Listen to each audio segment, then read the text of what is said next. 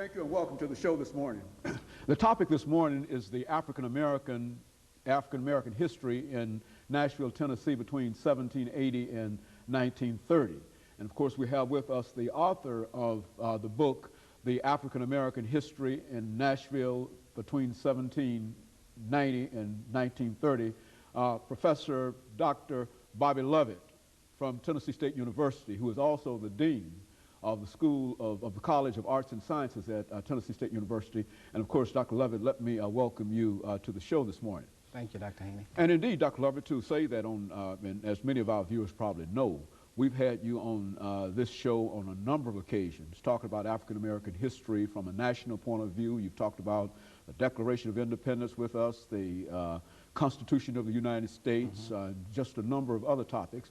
And we also know that this is a book that you've been working on for the last 15 to 20, 25 years. In other words, it's almost a lifelong project, as many of us who are involved in this whole process of history know.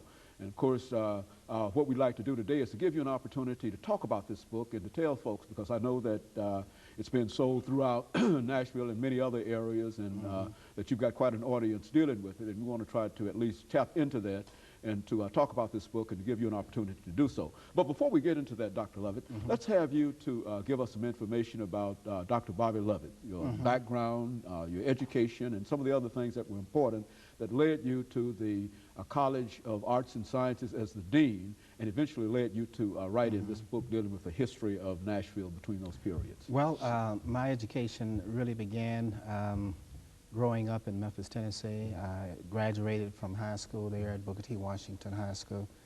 Went on to do my undergraduate work at Arkansas A&M State College, my master's and PhD at the University of Arkansas. And I've done some little minor studies at Howard University, and I've even taken courses in graduate computer science at Tennessee State, where I've worked for the last 26 years. And before coming to Tennessee State, I was at Eureka College in Illinois. And since being at TSU in the last 26 years, I've served not only as professor, but as a department head, assistant dean and associate dean, and currently I'm dean of the College of Arts and Sciences, a position I've held for the last 12 years. You know, Dr. Lovett, I think to talk about some of your activities in this publication especially, this deals with the African American as a group in Nashville, Tennessee between those periods. Let's allow you to sort of give our audience doing this show an overview of this book. That is to look at some of the areas that you think are important and to tell us why we ought to have this as the African American experience in our libraries. And later on we'll talk about as you pointed out, this book did take about 15 years, because also during that time I was working full-time as administrator, and so I did not have full time to do research and writing and so on. So it took a little longer than it probably would have taken me otherwise. But also I wrote this book because there existed no book on the African American history of Nashville. Right now, there's no book on the African American history of Memphis or Chattanooga or Knoxville. Those are books still to come. And so to write these kind of books is very difficult to find the facts and the resources and the documents. That takes a lot of research. It takes a lot of time.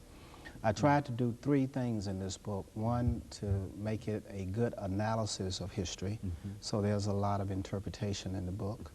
But also to interest people in reading the book. There are a lot of good stories in the book. And it also is a book that is sort of encyclopedic, and that is, it has a lot of facts in the book. And some things that people know about and most things that they do not know about, of course, are in this book. And there are 10 chapters in the book dealing with education, religion, schools, colleges, dealing with slavery, free Negroes who lived in Nashville, the Civil War, how the neighborhoods developed in Nashville, Tennessee, dealing with business and reform. There are almost every aspect I tried to cover in this particular book, and that was difficult to do. But it covers the period from 1780, the year that Nashville was founded as Fort Nashville, and we stopped at the Great Depression in 1930. And the book, of course, is full of information. And so far, it's been doing quite well. All the bookstores should have it. They can also get it on the internet, Amazon.com, or they can go to the internet and pull up the University of Arkansas Press, which published the book, and they can order direct through their computer, or they can go to a Kiva line, for example, Images and Bookstore on 28th and Jefferson, or the Elders Bookstore on Elliston Place, Davis Kidd. All of them have ordered All copies. of the major booksellers Right. will Vanderbilt have University Bookstore, TSU University Bookstore have ordered copies of the book. Let's talk about the African-American experience, Dr. Lovett, in Nashville, because I think, as you know, generally many of us think in terms of Tennessee entering the Union in the 1790s. And so what you're saying is that this book even goes back to the period. Let's explain, deal with some of those areas that you'd like to Well, the book does precede Tennessee coming into the Union. Tennessee entered the Union and became a state in 1796. And of course, this book precedes that by 16 years because the book really starts in 1780.